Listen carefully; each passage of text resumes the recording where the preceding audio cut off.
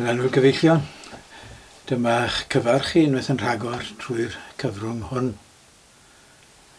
Fe garen ni estyn ein cydymdeimlad dwysa a theulu y diweddar Tom Griffiths, oedd yn aelod ffyddlon iawn yn Hermon, ac yn aelod hynaf Hermon wedi cyrraedd i 99 a bydde fe'n 100 mlwydd oed mis bach nesaf.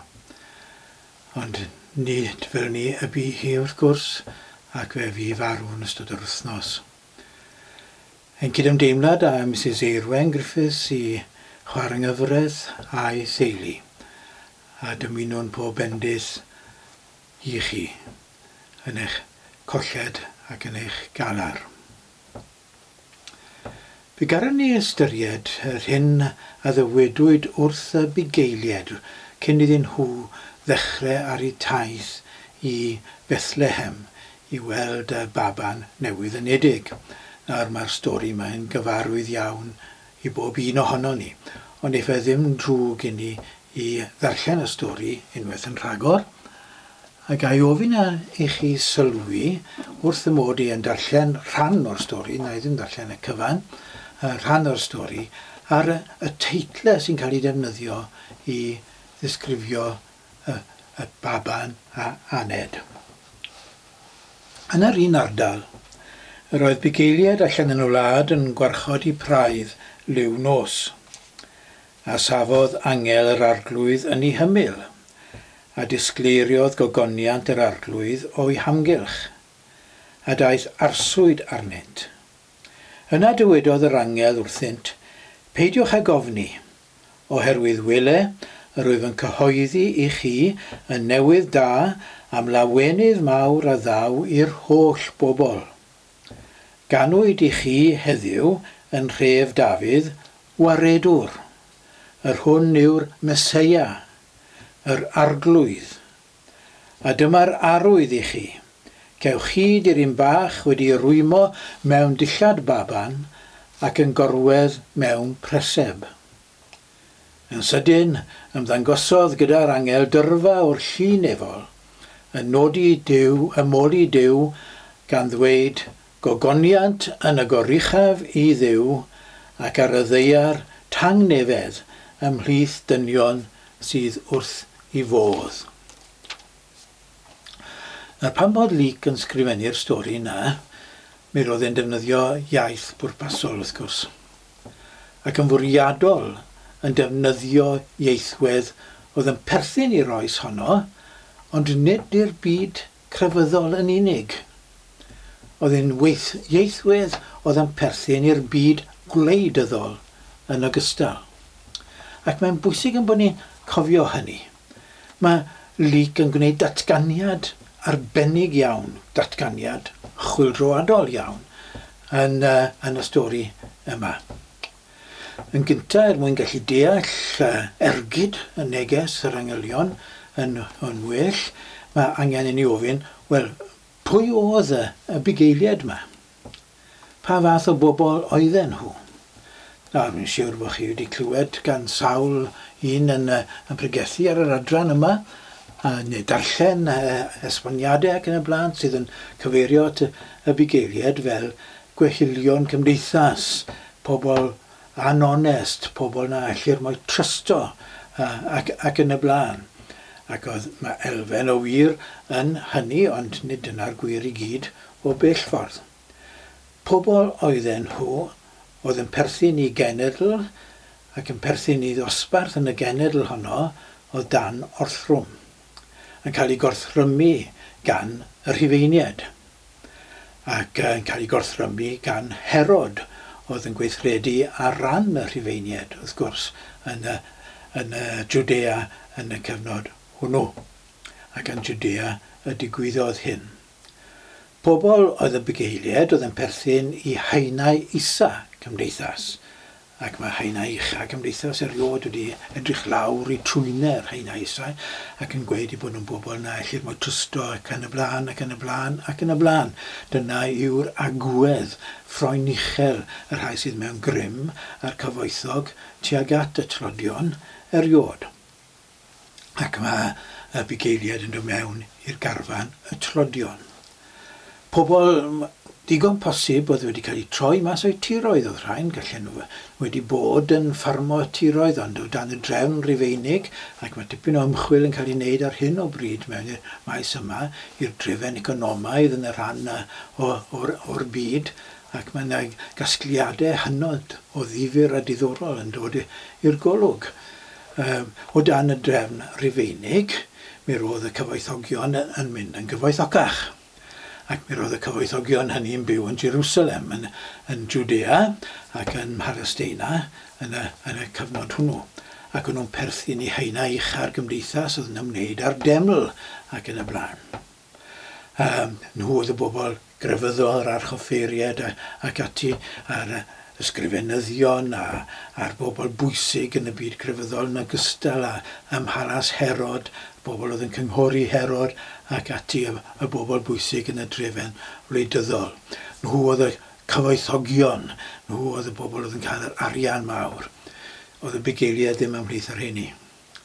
A gweud y gwir, mi roedd y bugeiliaid yn cael ei gormesu gan rheini.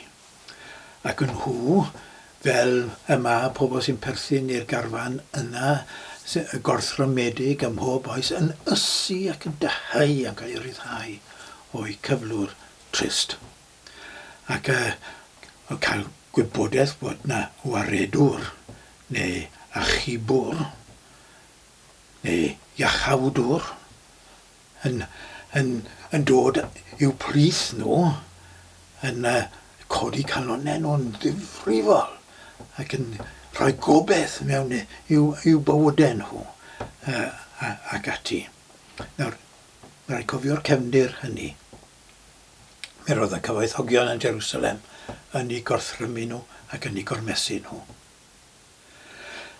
Ar bwys oedd pentre, erbyn yn cael ei alw'n ddinas Dafydd, pentre bach oedd Fethlehem yn y cyfnod hwnnw. Pentre cymharol ddibwys, ac mae hynny yn cael ei fynegu yn y dyfyniad mae'r doethion yn cael o'r Hen Testament yn cael ei dyfynu yn yr hanes honno yn ambwyty pentre dinod Bethlehem. Pobol oedd yn perthyn i'r dosbarth a'r haenau isa yn y gymdeithas oedd pobol Bethlehem yn ogystal a fyny ganed Iesu. Nawr, yn y cyfnod hwnnw, mi roedd yna un oedd yn cael ei ystyried fel Duw yn arglwyddiaethu dros yr ymerodraeth Rufeinig i gyd. Awgwstws Cesar oedd wrth ei enw, ac mae Luc yn cyfeirio ato fe. Mi roedd Awgwstws Cesar wedi dod i'r rym ar ôl rhyfeloedd mawr a gweidlyd, rhyfeloedd cartref a ymladdwyd ymhlith y Rhufeiniaid ei hunain. Mi roedd Octavianus, fel oedd e'n cael ei adnabod, cyn bod e'n cael y teitl Awgwstws, yn lisfab ac yn nai i Iwl Cesar. Ac fe nath a Marc Antony ymladd rhyfel cartre yn erbyn y rhai a fi'n gyfrifol am ladd Iwl Cesar. Rhyfel cartre hir a gweidlyd. Ac ar ôl y fuddugoliaeth yn y rhyfel cartre hwnnw, dyma rhyfel cartref arall yn dechrau rhwng Octavianus a Marc Antony. Ac oedd Marc Antony gyda Cleopatra ac ati yr hanes yna'n hysbys i chi, mae'n siŵr.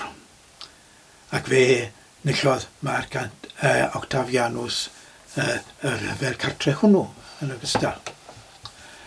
Ac fe nath sefydlu rhyw fath o heddwch a dath i gael ei adnabod fel y Pax Romana, yr heddwch Rhufeinig. Taw fe oedd un o'r rhai oedd yn gyfrifol am yr holl rhyfela, fe oedd yn cael y clod am sefydlu heddwch. Ac mi roedd wedi dod â heddwch i'r holl fyd, i'r byd Rhufeinig, yr holl fyd iddyn nhw, wrth gwrs, yn y cyfnod hwnnw.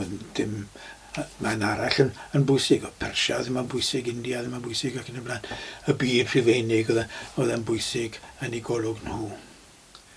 Felly, mi roedd Octavianus, ar ôl iddo fe ennill y teitl Awgwstws, ac ystyr Awgwstws yw yr un y dylid i addoli, Awgwstws, yn cael ei ystyried yn dduw. Yn dduw oedd wedi dod a heddwch i'r byd. Mae fe oedd yn rhannol wedi dod ar rhyfeloedd i'r byd hefyd, am beth bynnag yma ni. Fe oedd wedi dod ar heddwch yma i'r byd. Ac oedd yn cael ei dyrchafu.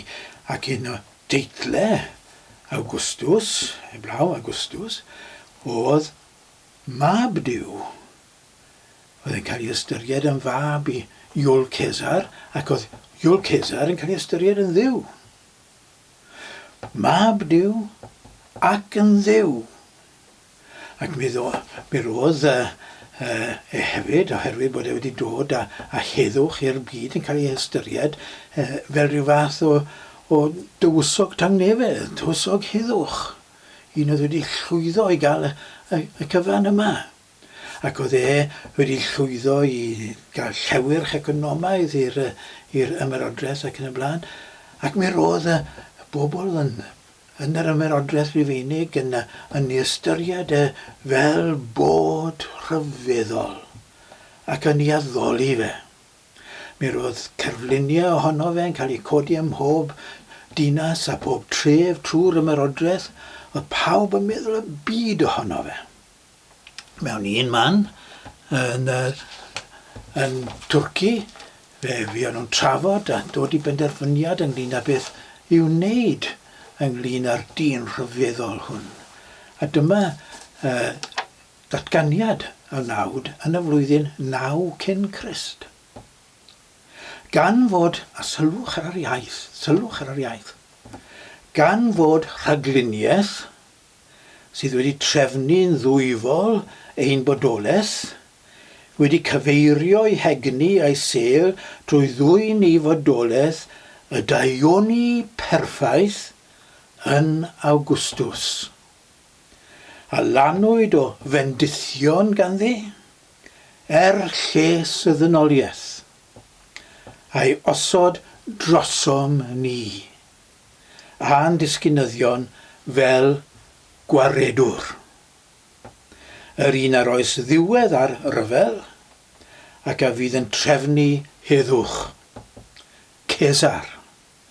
Drwy ei ymddangosiad, gwellhawyd ar obeithion y rhai a fi'n proffwydo'r newyddion da, ewangelion. Dyna gair sy'n cael ei ddefnyddio yn y gwreiddiol, yn newyddion da, ewangelion, efengil. Yr ewangelion, gan taw genedigaeth y Duw hwn oedd cyfrwng dyfodiad y newyddion da, ewangelion eto, a drigai ynddo, datganwn y bydd Medi y 30 yn ddydd calan y flwyddyn newydd. Ond nhw am ddathlu genedigaeth y waredwr hwn, yr un oedd yn dwyn y newyddion da i'r byd, yr un oedd wedi dwyn heddwch i'r byd. Nawr te, o datganiadau fel yna drwy'r ymerodraeth i gyd. Fel yna o'n nhw'n meddwl, fel yna nhw'n gweld y drefn. A mae Luc yn datgan yng nghanol y meddylfryd na bydde Herod wedi rannu a bydde pobl eraill wedi ei rannu yn y byd Iddewig hyd yn oed, yn Jerwsalem. O'i nghanol y meddylfryd na, yng nghanol y ffordd na o weld bywyd, mae Luc yn datgan heddiw ganed waredwr. Nid Cesar yw'r waredwr. Hwn sydd wedi cael ei eni ar ddydd Nadolig yw'r waredwr. Hwn sydd wedi cael ei eni ym Fethlehem yw'r waredwr. Mae Gadi gyfwriadol yn defnyddio teitl Cesar. Un o deitlau mwyaf Cesar. Un o deitlau mwyaf poblogaidd Cesar. Mwyn disgrifio yr un a anwyd y Fethlehem. Yna mae'r datganiad yn mynd mlaen i ddweud hwn yw'r Meseia. Nawr, y Meseia oedd yr un hir ddisgwyliedig a gyfer bugeiliaid yna yn y maes y Fethlehem yn dyheu am weld dyfodiad y Meseia. Un i'r rhyddhau nhw o'r mes rhifen ac o'r drefn economaidd oedd yn ei gwrthrymu nhw. Un i ddwy'n trefen newydd ac i roi parch ac urddas iddyn nhw a nid caniataidd nhw gael eu trin fel gweithilion. Un oedd yn dod â gobaith newydd iddyn nhw. Y Meseia. Ond oedd y syniad o'r Meseia am un fel y brenin Dafydd, rhywun peth ac oedd Awgwstws yn rhyfelwr mawr oedd wedi dod ar ymyrodraeth i gyd i sefyllfa o heddwch trwy rym, heddwch trwy nerth. Mi roedd y Meseia yn gwneud yr un peth. Yn meddwl pobol yn gyffredinol, ond yn gwneud e i'r Iddewon wrth gwrs, i Balesteina. Ac o'n nhw'n ysu ac yn dyheu. Ond hwn, y baban yma, dyma'r Meseia.